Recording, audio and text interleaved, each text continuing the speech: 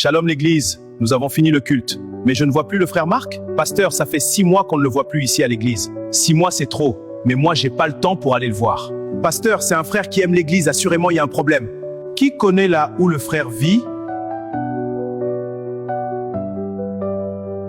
Donc personne ne connaît là où ce frère vit. Bon, qui connaît là où je vis? Pasteur, ici dans notre église, pour être visité, il faut avoir beaucoup d'argent. Les gens suivent l'intérêt. Calme-toi, frère. Bon, on a fini. On remet tout entre les mains de Dieu.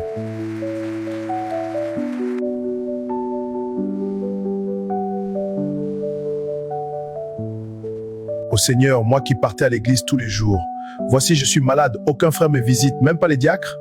Le pasteur nous a enseigné que la plus grande famille, c'est la famille en Christ. Mais là, je vis le contraire. Bon, nous avions fini notre culte de ce dimanche, que Dieu vous bénisse. Diacre, tu étais parti visiter notre frère Marc, comment il va? Désolé, pasteur. Vraiment, je suis désolé, pasteur. J'avais complètement oublié, pasteur. En dehors du diacre, il y a quelqu'un qui a visité le frère Marc? Ou quelqu'un connaît l'endroit où ce frère vit? C'est un frère zélé, courageux. Malgré les difficultés de la vie, ce frère est toujours présent et disponible pour travailler pour l'église. Pendant la construction de notre église, il était là presque tous les jours. Bon, personne ne connaît l'endroit où il vit, d'accord, c'est pas grave. Bon, les diacres, amenez les paniers de l'offrande missionnaire pour mon voyage en Inde.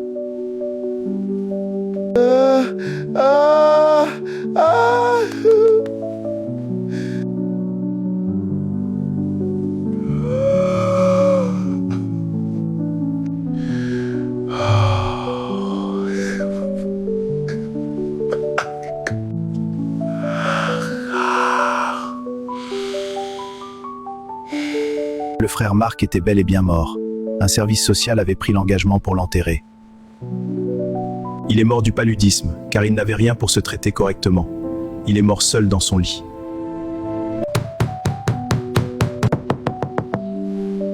Il faut que j'entre.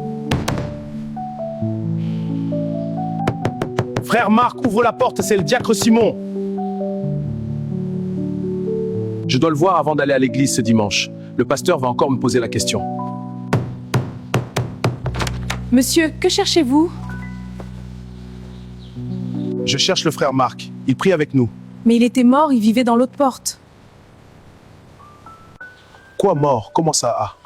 Il fut mon voisin. Ça fait déjà 4 jours qu'il est sous terre. Vous les gens du message, vous avez l'amour dans les lèvres et non dans les actes. Nous avons vu aucun frère de l'église, même pas à l'enterrement. Nous soi-disant les païennes, nous avons fait quelque chose pour l'enterrer. Il est mort du paludisme. Nous avons su ça après, mais c'était déjà trop tard. Je suis désolé, madame, je n'arrive plus à me tenir debout.